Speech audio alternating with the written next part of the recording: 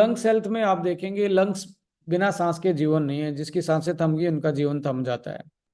सबसे ज्यादा जो बीमारी है बेसिकली वो ब्रोंकाइटिस, यानी कि जिस भी बीमारी के पीछे ब्रोंकाइटिस देखो, आप इसके पीछे ITIS लगा है। जिस भी बीमारी के, जैसे अर्थराइटिस है, ब्रोंकाइटिस है, जिसके पीछे भी ITS लगा, इसका मतलब वो है इन्फ्लामेटरी डिसऑर्डर है। ये जिस बीमारी के पीछे ITS लगा हो उसका मतलब इन्फ्लामेटरी डिसऑर्डर, यानी कि वो आपकी बॉडी में इन्फ्लामेशन के, वो हार्ट की भी हो सकती है, वो आपके लंग्स को डैमेज कर सकती है, लिवर को कर सकती है, ब्रेन को कर सकती है, थायराइड को कर सकती है, स्किन को कर सकती है। तो ब्रोंकाइटिस एक इन्फ्लामेटरी डिसऑर्डर है। इसके अलावा लोअर रेस्पिरेटरी डिसऑर्डर्स हैं, और COPD आपकी जो पल्मोनरी ऑब्स्ट्रक्टिव डिसऑर्डर होते हैं, जैसे ये आपको दिख रहा है, तो ये लोअर आपका रेस्पिरेटरी सिस्टम है, नीचे वाला ये, यहाँ से आपका रेस्पिरेटरी सिस्टम स्टार्ट हो जाता है। लोअर वाले में सबसे ज़्यादा प्रॉब्लम है, क्योंकि वहाँ पे ही ज़्यादा आपकी ऑक्सीजन जाके आपके ब्लड के साथ मिलती है।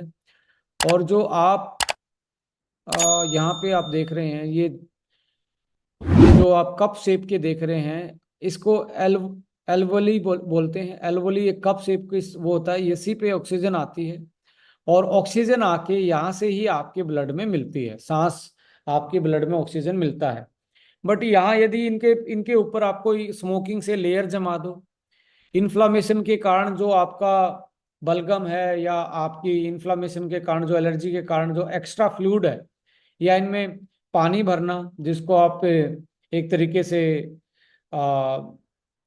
लाइक एडिमा बोलते हैं, वो होना, तो ऑक्सीजन के प्रभाव में और ऑक्सीजन के एक्सचेंज में, गैस के एक्सचेंज में, क्योंकि कार्बन डाइऑक्साइड भी इन्हीं के थ्रू वापस निकलनी है, तो उनके ट्रांसपोर्ट में ऑक्सीजन और कार्बन डाइऑक्साइड के में दिक्कत आएगी। और जब ऑक्सीजन कम जाएगा और कार्बन डाइऑक्साइड बढ़ेगी, तो इसको बोलते हैं एसिडोसिस, यानी कि आपका ब्लड एसिड हो जाता है। और एसिडोसिस में आप देखेंगे आपको बहुत सारी इन्फ्लामेटरी बीमारी, इवन क्रोनिकल आपकी बीमारी, लाइक आपका किडनी पे सबसे ज्यादा इफेक्ट पड़ता है। किडनी के साथ आप स्टोन फॉर्मेशन पे आपका सबसे ज्यादा फर्क पड़ता है। तो इस टाइप की आपको ये प्रॉब्लम आती हैं। और तो इसके साथ जैसे कि आप इसी में COPD में आप देखेंगे, अस्थमा एक बहुत बड़ा चैलेंज है। आप और दिल्ली जैसे, मुंबई जैसे शहर में तो और भी ज़्यादा चेंज है। सो यदि आप जानते हैं तो लगभग 19,000 डेथ इस डायरेक्टली स्मोकिंग के कारण होती हैं, और 3200 are due to the passive smoking. Passive smoking भी इतना हानिकारक है, आपके साथ में कोई यदि स्मोकिंग करना है। So primary risk factor of जो ऑब्स्ट्रक्टिव पल्मोनरी डिसऑर्डर है, अकाउंटिंग फॉर 80-90% केसेस, तो उसमें यदि आप देखेंगे तो लगभग 4,000 टाइप के आपके केमिकल होते हैं, और 70 टाइप के वो कॉज करता है। 70 टाइप की आपकी 70 टाइप की जो बीमारी है, even 70 type of carcinogen. Carcinogen का मतलब कैंसर कोजिंग सबस्टांस। ऐसे ऐसे मॉलिक्यूल, ऐसे ऐसी चीजें जो आपको कैंसर कर सकते हैं स्मोकिंग में, वो 70 टाइप की होती हैं, और लगभग 400 टाइप के केमिकल आपकी बॉडी में जा रहे होते हैं। ऐसे केस में आपको लंग्स की हेल्थ बहुत जरूरी है। यदि आप स्मोकिंग कर रहे हैं, अपने परिवार का ध्यान रखिए, अपना खुद का ध्यान रखिए कि आपका ब्लड एसिडिक हो रहा है, और आपके ब्लड एसिडिक होगा तो आपके लिपिड साइकिल और आपकी किडनी और आपके लीवर पे, यानी कि आपका कोलेस्ट्रॉल बढ़ना और हार्ट पे प्रेशर पड़ना और साथ में किडनी पे प्रेशर पड़ना लाजमी सी बात है स्मोकिंग में। और स्मोकर में हार्ट अटैक के चांसेस एक नॉर्मल इंसान से बहुत ज्यादा होते हैं। बट ये आप स्मोकिंग भी नहीं करते और ऐसे एनवायरनमेंट में सांस ले रहे हो जहाँ पे एयर क्वालिटी इंडेक्स बहुत खराब है, तो वहां पे भी आपके लिए हार्ट पे और आपकी किडनी पे प्रेशर बहुत ज्यादा पड़ता है। अनहेल्दी लंग्स के साइन क्या है कि स्टेमिना कम होगा अनहेल्दी में, हाई रिस्क ऑफ इन्फेक्शन, बार बार में उनको खांसी जुकाम इम्यूनिटी की प्रॉब्लम आएगी, कंजक्टिव कफिंग, लगातार खांसी की प्रॉब्लम रहेगी, शॉर्टनेस ऑफ ब्रीथ, छोटी सांसें लेगा, हाफेगा बार बार में। हेल्दी में मोर स्टेमिना होता है, रेजिस्टेंस टू इन्फेक्शन होता है, ऑक्सीजन का सर्कुलेशन ज़्यादा होगा तो आपको पावर ज़्यादा मिलेगी, आपको एनर्जी ज़्यादा मिलेगी, और नो सच सिम्टम्स, कोई शॉर्टनेस ऑफ ब्रीथ नहीं, नॉर्मल आप सांस लेते हो। साइन यही है, शॉर्टनेस ऑफ ब्रीथ, विजिंग, बिल्कुल एक बार बात करते करते खांसना, चेस्ट पेन होना, लो एनर्जी फील करना, इसके साथ रनिंग नोज, बार बार में नाक नाक बहना आपका, और वेट कफ, बलगम आना खांसी में, ये सारे सारे आपके साइन है लंग्स प्रॉब्लम के। Tips for the healthy lungs: avoid smoking, practice deep breathing exercise, थोड़ी एरोबिक एक्सरसाइज करनी चाहिए, कोई गेम खेलना चाहिए, कोई रनिंग या आप कोई फुटबॉल ऐसा कोई एथलेटिक्स वाला कोई गेम खेलना चाहिए आपको। Eat healthy diet and stay hydrated, और हेल्दी डाइट में मैंने बताया जिसमें सैलेड में आपको ऑनियन, अनियन के साथ साथ गार्लिक, जिंजर, सौंफ, अजवाइन, मुलेठी, ये चीज़ें आपको तुलसी, ये चीज़ें ज़्यादा आपको यूटिलाइज करनी चाहिए। इसमें आपका लाइक बीट रूट जो होता है वो भी बहुत अच्छा काम करता है। और होल ग्रेन फूड आप ज़्यादा खाएं एज कम्पेयर टू मैदा और शुगर, जो हाई शुगर और सोडा ड्रिंक्स आप ले रहे हैं उनको आपको अवॉइड करना चाहिए इन्फ्लामेशन से बचने के लिए। Maintain the good air quality and avoid the pollutants, आप कोई भी कपड़ा फेस पे रख के या आप कोई मास्क यूज करके भी इसको अवॉइड कर सकते हैं जब आप बाहर जाते हैं। अपनी स्ट्रेस को मैनेज कीजिए, और आप कोई भी ऐसा सप्लीमेंट यूज कीजिए जो आपकी स्ट्रेस को मैनेज करता हो, आपके एंटीऑक्सीडेंट की कैपेसिटी को, बॉडी को बढ़ाता हो, और एंटी इन्फ्लामेटरी उसका रोल हो। जैसे एसबीटीसी एक बहुत अच्छा एंटी इन्फ्लामेटरी, आप खाली पेट उसको स्टार्ट कर सकते हैं। So breathe easy with lungs fuel and for healthy and lungs and life long, आपको हर्बो न्यूट्रीजेनिक्स प्रेजेंट कर रहा है lungs fuel, first time in the direct selling of India. Clinical nutrition of lungs, यानी कि clinical nutrition के में ये lungs के लिए पर्टिकुलर बनाया गया है। और ये मैं हमेशा बोलता हूँ ओरिजिनल ओरिजिनल होता है। ओरिजिनल का मतलब कुछ लोग पुराने हैं वो समझ पा रहे हैं। So we develop it and launch it, पहले भी हमने बहुत सारे फॉर्मुलेशन डेवलप किए थे, बहुत सारे प्रोडक्टों का जो ऑलरेडी चल रहे हैं मार्केट में, उनका बहुत अच्छा रिजल्ट लोगों को मिल रहा है। But this is the advance series Herbo Nutrigenics, एक स्टेप और आगे है, एक नेक्स्ट जनरेशन, उसको आप न्यूट्रास्यूटिकल बोल सकते हो।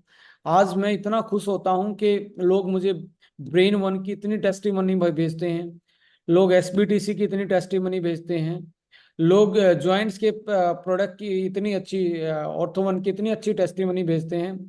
आई फील ब्लेस्ड कि हम एज ए टीम एक अच्छा फॉर्मुलेशन, अच्छी क्वालिटी और टाइम पे प्रोडक्ट की सप्लाई को मेंटेन कर पा रहे हैं, जिसके कारण आप अच्छे से बिजनेस कर पा रहे हैं, और ओवरऑल कस्टमर की सेटिस्फेक्शन हम कंडक्ट कर पाए हैं अपने इन सारी चीज़ों की, अपनी प्रोफेशनल प्रैक्टिसेस की वजह से।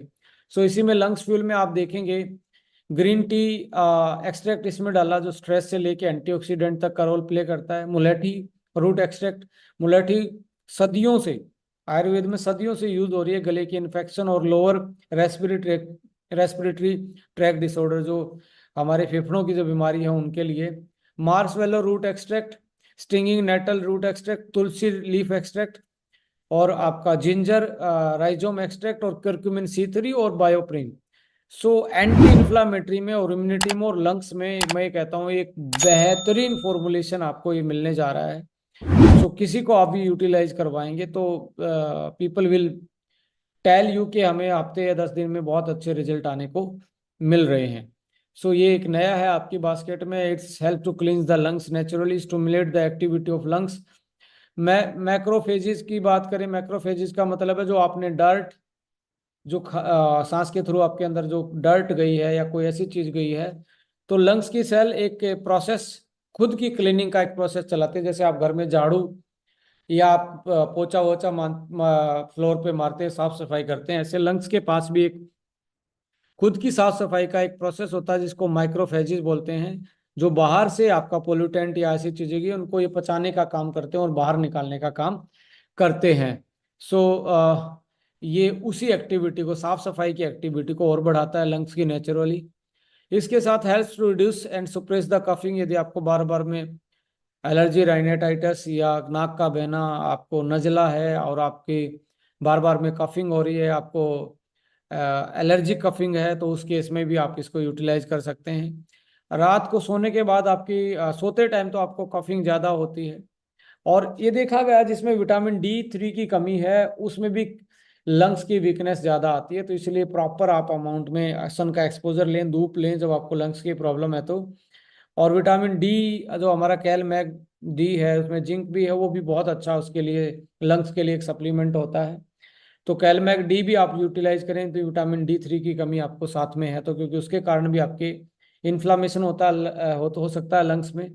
और एवरीडे वन इसके साथ यूज कर सकते हैं। वोमेन अपना स्वीट 18+ यूज कर सकते हैं, 18+ महिलाएं, और 40+ महिलाएं, 40+ अमेजिंग 40 आप यूटिलाइज कर सकते हैं इसमें।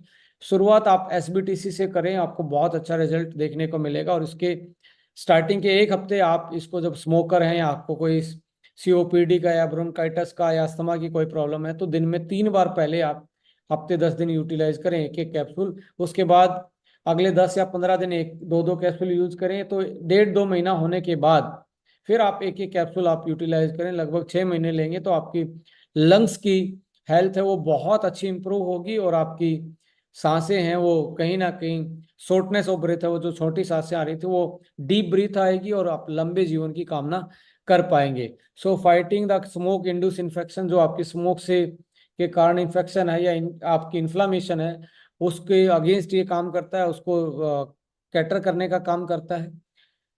Reduce the tar building up and, tar जो बिल्डअप होता है स्मोकिंग के कारण, उसको ब्रेक डाउन करता है फैलम में, यानी कि जो बलगम को एक तरीके से रिड्यूस करता है, कम करता है, और जो टार जमता है उसको रिड्यूस करता है ये। इसके साथ स्ट्रेंथन्स एंड एपिथेलियल लाइनिंग्स, जो आपकी लंग्स की लाइनिंग होती हैं, जो जिससे हवा क्रॉस होती है ब्लड तक, उसको स्ट्रेंथन देता है, जो स्मोकिंग कारण वीक होगी, जो पोल्यूटेंट के कारण या इन्फ्लामेशन के कारण या कोई भी निमोनिया के कारण या ऐसी कोई आपके जो लंग्स का इन्फेक्शन है उसके कारण कोई चीज आपको दिक्कत आई है, तो उस केस में ये आपकी इनर वॉल्स को, लंग्स की इनर वॉल को स्ट्रेंथन देने का काम करता है। Reduce free radical damage and reviving the lung cell, जो आपकी लंग सेल कहीं दिक्कत में उनको रिवाइव करने का काम हेल्प ये करता है। Protect from the pollutants effect, जो आप सांस में बहुत सारे हार्मफुल पोल्यूटेंट ले रहे हैं, हार्मफुल गैसेज आप इनहेल कर रहे हैं, डस्ट आप इनहेल कर रहे हैं, उससे कहीं ना कहीं ये प्रोटेक्शन का काम करता है। सो इंग्रेडिएंट बैक्ड बाय साइंस, हमेशा हम साइंस की बात करते हैं तो आप देखेंगे जितने भी इंग्रेडिएंट यूज किए हैं ये लंग्स को कहीं ना कहीं एक तरीके से हमारे लिए, लंग्स के लिए प्रूवन, क्लिनिकल प्रूवन इंग्रेडिएंट जो लंग्स की हेल्थ को अच्छा रखते हैं। इसके अलावा आप देखेंगे मार्स मलर रूट जो एक्सट्रैक्ट है जो इसमें डाला है, relieve the cough and cold, जो आपको यदि बार बार में सर्दी जुकाम खांसी हो रहा है उसको में रिलीफ करता है। Act as enzyme to loosen mucus and inhibit bacteria, जो अंदर बैक्टीरिया का इन्फेक्शन हो सकता था और जो म्यूकस अंदर जो बलगम जमा है उसको लूजन करके बाहर निकालने का काम ये करता है। अब इसमें बायोप्रिन है, जो काली मिर्च ब्लैक पेपर का एक्सट्रैक्ट होता है, पेटेंटेड है ये भी। Reduce congestion in the lungs, जो अंदर रुकावट है, जो आपको खिंचाव आ रहा है, सांस लेते टाइम आपको जो आवाज आ रही है उसको रिड्यूस करने का काम करता है, क्योंकि इलास्टिसिटी बढ़ाता है एल्वेओली सिस्टम की। स्टिंगिंग नेटल जो एक्सट्रैक्ट जो है वो बूस्ट इम्यूनिटी सिस्टम, और आपका रिलीव सीजनल एलर्जी, जो आपको हर सीजन में एलर्जी हो रहा है, जैसे मौसम चेंज होता है तो सीओपीडी के पेशेंट को ज़्यादा कफिंग और ज़्यादा एलर्जी महसूस होती है, तो उस केस में स्टिंगिंग नेटल आपके लिए एक तरीके से सीजनल एलर्जी का रामबाण औषधि माना गया है। इसके अलावा मुलेठी है, जो आपको एलर्जी का अस्थमा और रिड्यूस एयरवे कंस्ट्रिक्शन, जो आपको एयर पाइप में ये लग रहा है कुछ अड़ा हुआ है, कोई अटका हुआ, उसको वो खोलने का काम करता है, और एलर्जी का अस्थमा में आपको रिलीफ दिलाता है। Promote drainage of the thick mucus from the lungs, ये लंग्स से जो अंदर थिक बलगम जमा हुआ है उसको निकालने का काम ये मुलेठी करता है। और इसके साथ lubricate the irritated respiratory trap, आपको बार बार में एलर्जी फील हो रही है, बार बार में खांस रहे हैं, दवाई लेने के बाद भी आपको खांसी बंद नहीं हो रही, एलर्जी फील हो रही है, तो उस केस में भी ये लंग्स में लुब्रिकेशन बढ़ाता है और आपकी इरिटेशन को कम करता है रेस्पिरेटरी ट्रैक की। Tulsi, ginger, curcumin and green tea extract इसमें साथ में डले हुए हैं। आपको पता ही है तुलसी लंग्स के लिए बहुत अच्छा है, जिंजर बहुत अच्छा है, करक्यूमिन बहुत अच्छा है, ग्रीन टी एक्सट्रैक्ट बहुत अच्छा है, जो एंटीऑक्सीडेंट, एंटी इन्फ्लामेटरी का काम करते हैं आपकी बॉडी में, और इन्फ्लामेटरी डिसऑर्डर से आपको बचाते हैं। जैसा मैंने बताया वैसे आप इसको यूटिलाइज करें। तो स्मोकर, यदि आपको कोई प्रॉब्लम फील नहीं हो रही तो डेली आप स्मोकिंग के केस में सोते टाइम आप डेली एक लंग्स फ्यूल यूटिलाइज करें। पीपल विद सीओपीडी, इसके लिए आप पहले हफ्ते 3 करें, फिर अगले 1 महीने तक इसको सुबह शाम करें, और फिर 1 से 1.5 महीने के बाद एक टाइम इसको लेना स्टार्ट करें। पोल्यूशन के एक्सपोजर में आप हैं पर आपको सिम्टम्स नहीं नजर आ रहे तो उस केस में भी आप डेली एक कैप्सूल ले सकते हो। 3 महीने, 4 महीने, 6 महीने इसका कोई साइड इफेक्ट नहीं है, बिकॉज नेचुरली सिलेक्टेड इंग्रेडिएंट इसमें यूटिलाइज करिए जो आपके लिए सेफ हैं, और अस्थमेटिक पीपल इसको यूटिलाइज कर सकते हैं। अब कोई भी, यदि आप देखिए, लगातार अस्थमा के लिए, अस्थमा के रिलीफ के लिए बहुत सारे लोग इनहेलर और पस्ट एक तरीके से स्टीरोड यूज करते हैं। जब आप स्टीरोड यूज करते हैं तो धीरे धीरे स्टीरोड्स का रजिस्ट्रेशन बॉडी में बढ़ना स्टार्ट होता है। और स्टीरोड का रजिस्ट्रेशन जब बढ़ना स्टार्ट होगा तो माय डियर फ्रेंड, मैं आपको बताने वाला हूं कि भाई, आप इस केस में इस केस में आपको उसका जो, आप सपोज करो कोई 100 mg ले रहा है, 6 महीने के बाद 100 mg उसमें उसकी बॉडी में इफेक्टिव नहीं रहेगी, उसको डोज बढ़ानी पड़ेगी। डोज नहीं बढ़ाएंगे तो वो इफेक्टिव नहीं रहेगा। तो स्टीरोड एक लॉन्ग टर्म आपका, शॉर्ट टर्म आपका इलाज है, शॉर्ट टर्म आपके सिम्टम्स को कंट्रोल कर रहा है, लॉन्ग टर्म आपके लिए बहुत हानिकारक हो सकता है। तो आप अपने स्टीरोड को धीरे धीरे कम करके इस प्रोडक्ट को आप यूटिलाइज करें। इसके साथ साथ जो मैंने एसबीटीसी जूस बताया है, और साथ साथ आप इसमें अश्वावन भी ऐड कर सकते हैं यदि आपको बहुत ज़्यादा इंप्रूवमेंट एकदम से चाहिए। और इसके साथ यदि आप वुमेन है तो आप अमेजिंग 40+, 40+ महिलाएं, और साथ में यदि आप यंग हैं और आपको अस्थमेटिक कंडीशन या लंग्स की प्रॉब्लम लग रही है, और प्रॉब्लम नहीं भी लग रही है और आप ऐसी सिटी में रहते हैं, तो आपको जरूर यूटिलाइज करना चाहिए डेली 1 कैप्सूल। सो ऐसे केस में मल्टीविटामिन साथ में आपको यूटिलाइज करना चाहिए। सो अब ये आता है कि मैं स्टीरोड ले रहा हूँ या और कोई इसमें पर्टिकुलर अस्थमेटिक कंडीशन में ले रहा हूँ, तो क्या करना चाहिए। आपको 2 घंटे का गैप करना चाहिए जो एग्जिस्टिंग है, और आपको 1 हफ्ते के बाद, जैसे जैसे ये लेना शुरू करें, 1 हफ्ते के बाद अल्टरनेट डेज करना चाहिए, स्टीरोड धीरे धीरे कम करना चाहिए। एक दिन छोड़ के एक दिन लें, फिर उसके बाद 2 दिन छोड़ के एक दिन लें, फिर 3 दिन छोड़ के, ऐसे करते करते आप उसका जो एक्शन था, उसका जो रेजिस्टेंट था, उसकी जो आदत थी वो खत्म हो जाएगी, और आप इस प्रोडक्ट से नेचुरली हील कर पाएंगे। आ, सो यही सारी चीज़ें आज इस सेशन में थी जो